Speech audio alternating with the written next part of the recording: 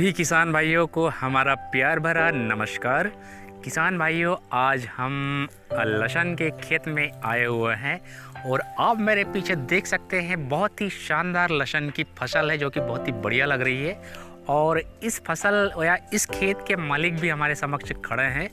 तो किसान भाई, सबसे पहले इस वीडियो को जो अन्य हमारे साथीगण देख रहे हैं तो जाहिर सी बात है कि वो आपका नाम जानना चाहेंगे। तो सबसे पहले आप हमारे देखने वाले को अपना नाम और अपना पता बताइए। मेरा नाम सुरेश बारसकर है। मैं रहने वाला ग्राम गोदनी, तहसील पट्टन, जिला बैतूल का हूँ। किसान भाइयों, ये हमारे साथी किसान भाई है जो गांव गोदनी, तहसील प्रभात पट्टन, जिला बैतूल की लोकेशन है। तो जानते हैं इनसे लहसुन की खेती के बारे में विस्तृत जानकारी। तो सबसे पहले बारसकर जी, ये जो लहसुन की खेती अगर कोई करना चाहे तो इस खेती को करने के लिए सबसे पहले खेत को हम कैसा तैयार करें? पहले इस पे जैसे अपन इससे ट्रैक्टर से कल्टीवेटर मारेंगे, फिर कल्टीवेटर मारने के बाद में बैलों से बखर चलाएंगे या रोटावेटर मारेंगे। फिर उस पर अपना सुपर फास्फेट खाद, मतलब 1 एकड़ में 4 बोरी सुपर फास्फेट अपन डालेंगे। फिर उसके बाद में पानी इसकी सिंचाई कर देंगे। पानी की सिंचाई करने के बाद में उसे बैलों द्वारा उसमें बखर चलाएंगे। बखर चलाने के बाद में अपन ट्रैक्टर से वो इसकी कली बनाएंगे। पहले ये ऐसा रहता, उसके बाद में अपन कली बनाते इसकी। अच्छा, यानी कि बुआई करने के लिए इसको कली बनाना पड़ता है? कली बनाना पड़ता है इसको। कली बनाने के बाद में ये 2-3 दिन वैसा ही मतलब फैला के रख देंगे इसको।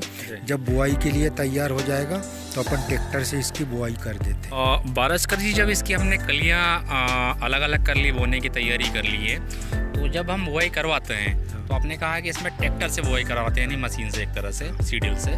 तो जब बुआई करवाते हैं तो एक लाइन से दूसरी लाइन और कतार, या आप कतार भी कह सकते हैं, तो कतार से कतार के बीच में या फिर एक कली से दूसरी कली के बीच में कितनी दूरियां रखते हैं हम? वो 6 से 7 इंच रखते हैं। अच्छा, 6 से 7 इंच। एक बार जब बुआई इसकी हो जाती है तो बुआई के बाद में फिर पानी की भी ज़रूरत पड़ती होगी। तो पानी हमें कितने कितने दिनों में देने की आवश्यकता या ज़रूरत होती है? जैसे अपने ज़मीन पे है, ज़मीन जैसे भारी रही, काली की अच्छी, तो वो 10-15 दिन में दे सकते हैं। जैसे थोड़ी हल्की रही, बर्रे टाइप, तो उसको 6 से 7 दिन में दे सकते हैं उसको पानी। अच्छा, हाँ। जब बुआई भी हो गई, सिंचाई भी हो रही है, तो इसमें फिर खरपतवार भी उगते होंगे तो उनको भी निंदाई गुड़ाई करवानी पड़ती होगी। तो इसमें कितने कितने दिनों में निंदाई गुड़ाई करवा सकते हैं हम? वो उसमें सर मतलब 1 से 1.5 महीने में पहली निंदाई। फिर उसके बाद में, और जैसे ये खरपतवार जो उगने लगी तो और मतलब 1 से 1.5 महीने बाद फिर और देना पड़ता। अच्छा, हाँ, 1.5 महीने के अंतराल। 1.5 महीने। हाँ। अच्छा, तो इसमें जैसे जाहिर सी बात है कि ये जो फसल है तो इसमें मच्छर या कीट या फिर ऐसे कोई कीड़े भी पड़ते होंगे, तो क्या इसमें ऐसी कोई बीमारी लगती है? हाँ, वो उसमें बीमारी लगती सर। ये जो है कि नहीं, ये जलेबी के आकार की ऐसी है। हाँ। ऐसी हो जाती है, तो उसके लिए वो कीटनाशक दवाई का उपयोग करना पड़ता, या ऐसी हो जाती पूरी, ऐसी जलेबी टाइप बनती है ये। तो ये आता इसमें जी। तो इसमें क्या ये मतलब कि कीट के कारण होता है या मच्छर के कारण होता है कि किस कारण से होता है? ये मच्छर और कीट के कारण होता है। जो मच्छर रहते हैं, मोहा मच्छर बोलते हैं, उसके कारण होता है। अच्छा, तो क्या ये मच्छर क्या इन पत्तियों का रस चूसते हैं या क्या करते हैं बीमारी में? बीमारी में वो मोहा जो बोलते हैं वो रस चूसते हैं इसका। इस कारण वो ऐसी मतलब जलेबी का आकार की है, ये पत्तियां ये फोल्ड हो जाती है। हाँ, फोल्ड हो जाती है। तो इसके लिए दवाओं का स्प्रे करना पड़ता है? स्प्रे करना पड़ता है उसके लिए। ये तो मोहा हो गई या कीट वाली बीमारी हो गई। इसके अलावा और कोई बीमारी लगती है क्या?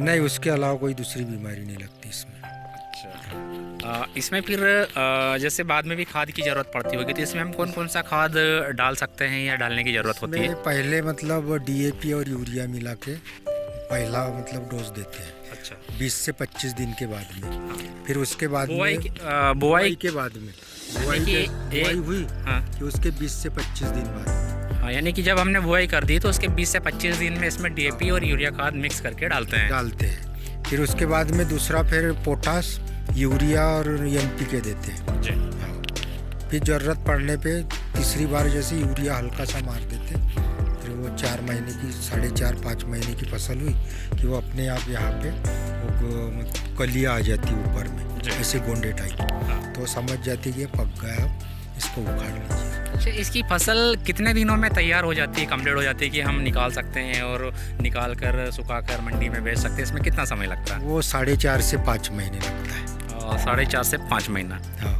जी। तो प्रति एकड़ में जब हम बुआई करते हैं तो हमें कितने बीज की आवश्यकता होती है, कितने कुंटल या किलो से? वो 1 एकड़ में 2.5 कुंटल करीब गिरता है, वो 10-20 किलो कम ज़्यादा या 2.5 कुंटल तक गिरता है 1 एकड़ में। अच्छा, और ये बीज जो है हमें क्या कुंटल वर्तमान समय में पड़ा या पड़ता है?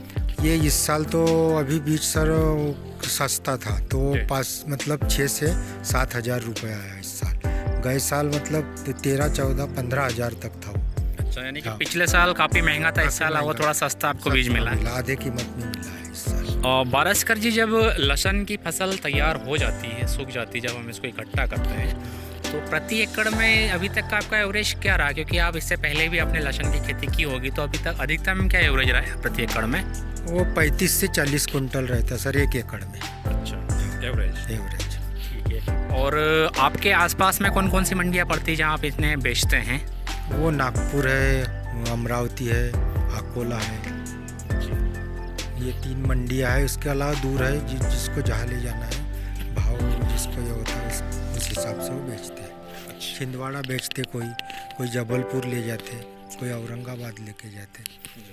अधिकांश तो यहाँ पे मतलब वो व्यापारी आ जाते खेत में, तो मतलब भाव देख के अपन उसको बेच सकते हैं। अच्छा, बारसकर जी, अभी तक आप मतलब ये लहसुन की खेती कितने सालों से कर रहे हैं? ये कम से कम 2 से 3 साल हो गए सर। अच्छा, इस 2 से 3 सालों में आपको ज़्यादा से ज़्यादा भाव प्रति कुंटल का क्या मिला और कम से कम क्या मिला? वो अधिक से अधिक मिला मेरे को 60 से 65 रुपये किलो।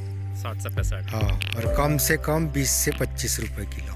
अच्छा, अगर हम एवरेज माने, जैसे अभी वर्तमान समय में अभी ये 2022 चल रहा है, अभी आपकी फसल कंप्लीट होगी और आप मंडी में ले जाएंगे, तो यदि आपको एवरेज भाव मिलता है 40 से 50 रुपये किलो, है ना? तो आपने बताया है कि 1 एकड़ में लगभग 35 से 40 कुंटल का यहाँ का उत्पादन है। तो इसमें जैसे 40 से 50 माफ़ी चाहूँगा, 35 से जो 40 कुंटल है, तो अगर हम एवरेज भाव लगाएं, एवरेज भाव 40 से 50 रुपये प्रति किलो, है ना, या फिर 4,000 से 5,000 रुपये प्रति कुंटल, तो जब हम मंडी में बेचेंगे तो इसमें लगभग एक फसल पर कितना मतलब पैसा अगर हम कैलकुलेट करें या जोड़ें तो लगभग कितना हो जाता है? तो वो सर जैसे अपन 40 रुपये 45 रुपये अपन बेचे तो काश्तकार को फ़ायदा है, उससे अगर कम बिके तो कुछ नहीं बचता, फिर 20-25 में कुछ भी नहीं बचता। इसमें कम से कम सर कभी 1 एकड़ का खर्च, ये 1 एकड़ का खर्चा 8,000 रुपये उसको उखाड़ना और तोड़ने का है। और फिर उसके बाद में और उसको बीनने का, ये तो लागत बहुत ज़्यादा है इसमें। बारसकर जी, जब लहसुन की फसल हमारी तैयार हो जाती है और जब हम इसको इकट्ठा करवाते हैं, तो एक सीजन में यानी प्रति एकड़ में लगभग कितनी लहसुन हमारी पैदा होती है? वो 35 से 40 कुंटल होती है सर। अच्छा, और हमारे आसपास की मंडी में अधिकतम एवरेज कितना भाव आपको मिला है प्रति कुंटल? वो 40 से 50 रुपये। 40 से 50, 4,000 से 5,000 रुपये कुंटल। अच्छा, 4,000 से 5,000 रुपये के बीच मतलब भाव रहा प्रति कुंटल पे। अच्छा, तो 1 एकड़ में यानी प्रति एकड़ में लगभग 35 से 40 कुंटल जब हमारी लहसुन पैदा होती है, उत्पादन होता है, तो जब हम मंडी में बेचेंगे, ठीक है, तो मंडी में बेचने के बाद जैसे तो हम बेचते हैं जैसे 40 कुंटल, तो इसका एक मुश्त कितना पैसा हो गया? 40 कुंटल का हो गया सर वो 1,60,000 रुपये। अच्छा, 1,60,000 रुपये हो गए। तो 1,60,000 में जाहिर सी बात है कि हमारे मजदूर का भी खर्चा लगा होगा, निंदाई गुड़ाई का भी खर्चा लगा होगा, साथ ही दवाओं का भी इस पर आपने किया होगा, पानी भी आपने इसमें इस पर किया होगा, यानी कि पानी की सिंचाई की होगी, ठीक है। तो इन तमाम खर्चों की बात करें तो लगभग अगर ये खर्चा जितना भी आपका लगा अगर आप काट देते हैं तो शुद्ध बचत आपकी कितनी हो जाती है इसमें? वही 70 से 80 हज़ार रुपये 1 एकड़ में बचता है, यानी कि 50% बचत हो जाती है। 50% बचत होती है। अच्छा, तो ठीक है किसान भाइयों, ये हमारे बारस्कर जी थे। इन्होंने आपको लहसुन की खेती से संबंधित बहुत ही शानदार जानकारी दी है, जो कि बहुत ही बढ़िया तरीके से सहज भाषा में आपको समझाया है। और मैं उम्मीद करूंगा कि इनके द्वारा दी गई जानकारी आपके कहीं ना कहीं खेती किसानी के काम में ज़रूर आएगी। बारस्कर जी इस वीडियो को हमारे तमाम किसान भाई देख रहे हैं, तो उन देखने वाले किसान भाइयों को कोई ख़ास संदेश देना चाहेंगे जो उनके लिए उपयोगी और ज़रूरी हो? मैं तो यही कहना चाहूँगा सर कि अगर लगाने वाला कोई इच्छुक है तो ये बहुत अच्छी फसल है इसमें। और क्या है कि इसमें कम मतलब मेहनत लगती है, लेकिन मुनाफा जैसे चना हुआ, गेहूँ हुआ, दूसरे फसलों से इसमें कीट कम आते हैं, रोग कम जाता है। खाली इसमें पानी ज़्यादा लगते हैं गेहूँ और चने के हिसाब से। बाकी ये बहुत अच्छी फसल है। अगर लगाना कोई चाहे तो इसमें मेहनत तो है, लेकिन मुनाफा और बाजार मूल्य बहुत बढ़िया रहता है इसमें। हाँ, अच्छा मुनाफा देता है। और कोई इसमें जैसे पाले की ये नहीं है इसमें कि जैसे ठंडी गिरी, बर्फ़ गिरा तो ये जाएगा, जैसे कि सूख जाएगा। इसमें कोई ऐसी है नहीं, बीमारी भी कम लगती है इसमें और रोग भी कम आता है इसमें। हाँ, तो तमाम किसान भाइयों, हमारे किसान भाई सुरेश बारस्कर जी ने आपको बहुत ही शानदार संदेश दिया है। इन्होंने अपने संदेश में आपको बताया है कि ये जो लहसुन की फसल है, ये ओले या बारिश में भी ख़राब नहीं होती है और इसमें बीमारियां कम आती है। हाँ, इसमें मेहनत ज़रूर है, लेकिन उस मेहनत के अनुपात में आमदनी भी, बचत भी है। तो निश्चित तौर पर आप इसकी खेती कर सकते हैं और बिल्कुल इस खेती को आजमाइए, आपको भी अच्छा लगेगा। और चंद दो पैसे अगर ज़्यादा कमाएंगे तो वो आपके फ़ायदे में ही रहेगा। और कहीं ना कहीं क्योंकि आजकल बेरोज़गारी बढ़ रही है, बेरोज़गारी के अनुपात में पॉपुलेशन, जनसंख्या वृद्धि भी बढ़ रही है। तो अगर इस प्रकार से आप आधुनिक खेती करेंगे और मैनेजमेंट के साथ करेंगे तो ज़रूर ही फ़ायदे की बात होगी, लाभ की बात होगी। तो ठीक है बारस्कर जी, आपने इतनी शानदार और बढ़िया तरीके से जो हमारे किसान भाइयों को जानकारी दी है, उसके लिए आपका बहुत बहुत धन्यवाद। सर धन्यवाद सर।